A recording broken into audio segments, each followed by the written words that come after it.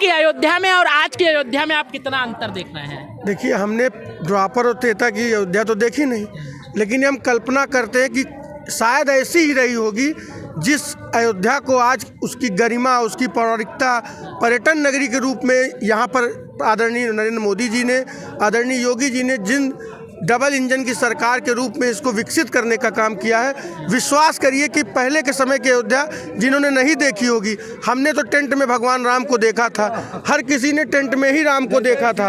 आज जब वो अपने भगवान को, अपने आराध्य को, हमारे आराध्य को जब हम अपने उस मंदिर में, गर्भगृह में विराजमान होते 22 को देखेंगे, निश्चित ही मान के चलिए कि हर अयोध्यावासी का एक एक वोट, हर उस हिंदू, हर इस सनातनी का एक एक वोट जिसने नरेंद्र मोदी जी को दिया था, योगी जी को दिया था, इस आशा के साथ दिया था कि इस देश में धारा 370 खत्म होगी, इस देश में हमारे भगवान रामलला जो टेंट में थे वो अपने गर्भगृह में पहुंचेंगे, उसका एक एक वोट चरितार्थ हो गया।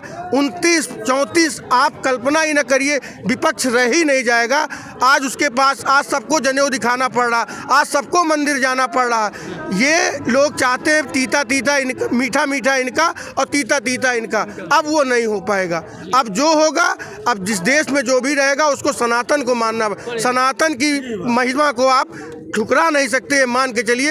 अब आपको देश के साथ चलना होगा। जनता जागरूक हो गई है।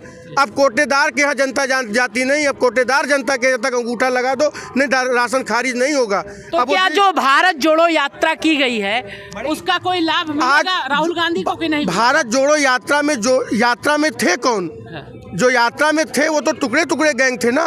यात्रा का नाम दे देने से कुछ नहीं होता। आज भारत जो सबका साथ सबका विकास किया, आप जो एक परिकल्पना होती है वो क्या होती है? हमारे अयोध्या धाम स्टेशन का एयरपोर्ट का नाम महर्षि वाल्मीकि के नाम से दे दिया गया। हमारे देश की सबसे पिछड़ी आबादी आदिवासी महिला को देश का सर्वोच्च पद दे दिया गया। ये सबके बस की बात नहीं है। कह देना कि हम सबको साथ लेके चलते हैं और जब पद देने की बात हो तो अपने लोगों को दे देते हैं।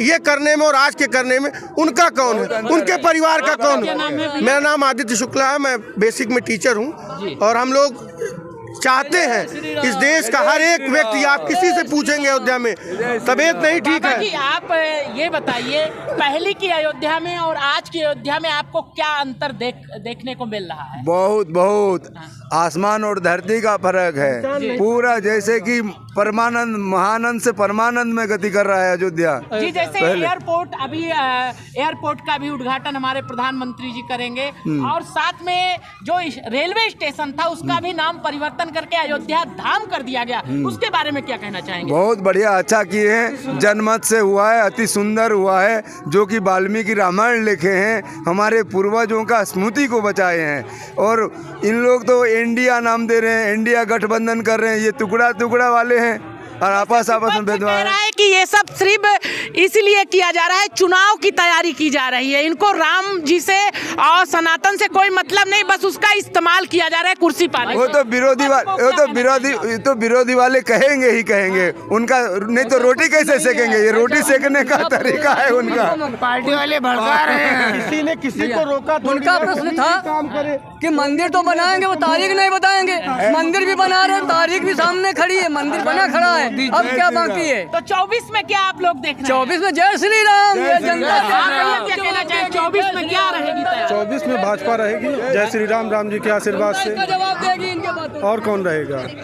अगर जैसे नरेंद्र मोदी जी की एक अवस्था हो जा रही है, आप लोग युवा हैं, अगर उसके बाद यदि आपको प्रधानमंत्री बनाने का मौका मिले तो आप लोग किसको बनाएंगे? एक स्वर में राम भक्त योगी जी ही होंगे। देखिए, प्रधानमंत्री अभी तो हमारा, आप ये ना सोचिए कि योगी जी अपने वृद्धावस्था में जा रहे हैं। मोदी जी अभी आपने देखा, जिस किसी ने भी देखा, कोई नहीं कह सकता कि 75 साल के आदमी के चेहरे पर इतनी चमक होगी। वो तेज, वो सनातन का तेज है, वो उनके अंदर जो तटस्थ भाव है, जो राम भगवान को लेकर के उनकी तटस्थता है, ये उसका परिणाम है।